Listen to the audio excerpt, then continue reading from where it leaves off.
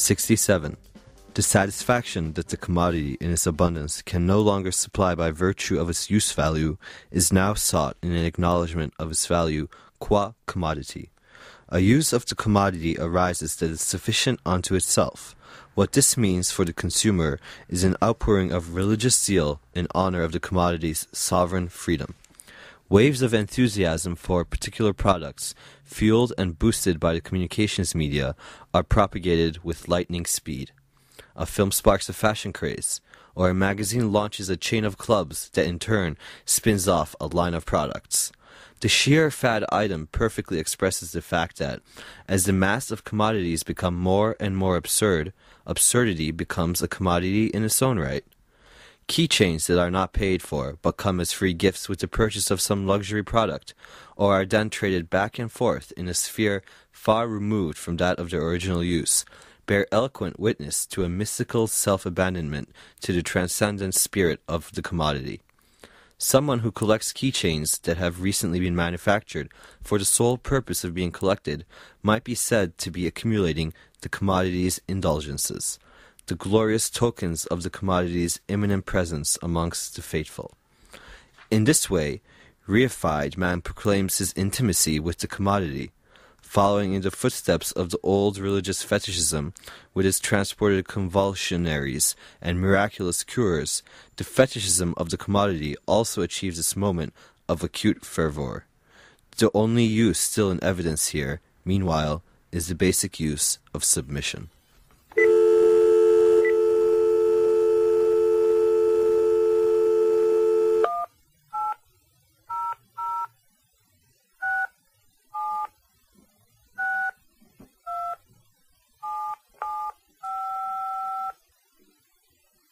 The Apple Store, your destination for everything Apple. Most of your questions can be answered by selecting one of the following 6 choices. If you're interested in purchasing Apple products or need help selecting the right Apple product, press 1. If you need help or technical support with an Apple product, press 2. If you're calling to check on the status of an order you've already placed, including questions about payment or shipping, press 3. You'll speak directly to one of our Apple experts by selecting one of the following 5 choices. For help with an existing order, press 1. For iPod or iPod accessories, press 2. To purchase a computer or computer accessories for personal use, press 3. To ensure quality and for training purposes, calls may be monitored or recorded.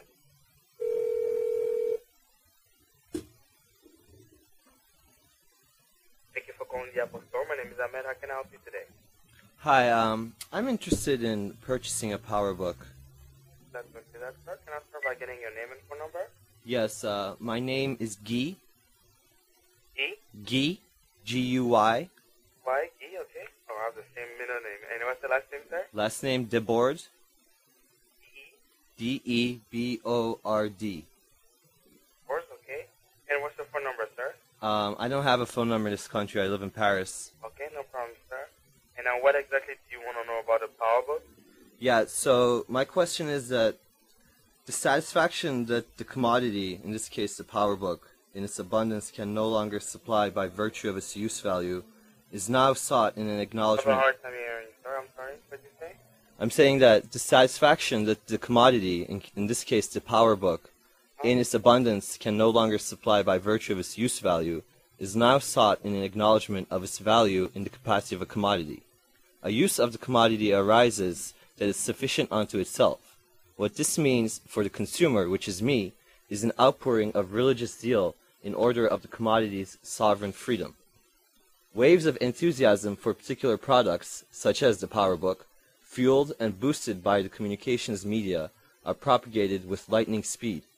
A film sparks a fashion craze, or a magazine launches a chain of clubs that in turn spins off a line of products. The sheer fad item perfectly expresses the fact that, as the mass of commodities become more and more absurd, absurdity becomes the commodity in its own right. So basically, my question is that if I buy this PowerBook, will I be consumed by religious zeal, and will I become intimate with this commodity and submit to the spectacle? Are you gonna be what? Am I gonna have an outpouring as a consumer of religious zeal in honor of the commodity?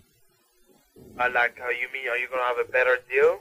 No, am I gonna have, you know, like, am I gonna be passionate with the computer? Is it gonna be a fad, a real? Trust me, the PowerBook was my first computer that I got on Apple when I started working here. And yes, you're gonna fall in love with that. There is no, I haven't met anybody that doesn't fall in love with PowerBook. Am I gonna become intimate with it? I mean, Extremely intimate with it. You'll have a hard time getting separated from it. I cannot go out anywhere without my computer. Even when I come at work, I need to carry my computer around at school. I mean, very attached to it because everything is on there. I trust the computer because it is protected from viruses, from any kind of crashes or anything. So it's easily becoming your everyday companion. Like, it is there. all right. Well, thank you for all your information. You're welcome, sir. Did you want to decide on the purchase today, sir? No, I'm gonna think about it. All right. So is there anything else that I could do for you today, sir? No, I think I'm set. All right. So in case you wanted to give me a call this week, I'm here until 6 p.m. Pacific time. Right now it's 5:59, so it's pretty much my time right now. Well, you're gonna go home? Yeah, I'm going home in a minute. Are you gonna sit in front of your PowerBook? I'm sorry? Are you gonna sit in front of your PowerBook? Of course, sir. Well, now I just got the MacBook Pro, which is the new version of the PowerBook. So that's the one that I'm playing with right now. I see. All right. Well, maybe I should think about that one. That one is the ultimate machine, but yeah. Okay. All right. Thank you. You're welcome. 45. Automation, which is at once the most advanced sector of modern industry and the epitome of its practice, confronts the world of the commodity with a contradiction that it must somehow resolve. The same technical infrastructure that is capable of abolishing labor must at the same time preserve labor as a commodity, and indeed as the sole generator of commodities. If automation, or for that matter any mechanisms, even less radical ones, that can increase productivity, are to be prevented from reducing socially necessary labor time to an unacceptably low level, new forms of employment have to be created. A happy solution presents itself in the growth of the tertiary, or service sector, in response to the immense strain on the supply lines of the army responsible for distributing and hyping the commodities of the moment. The coincidence is neat. On the one hand, the system is faced with the necessity of reintegrating newly redundant labor.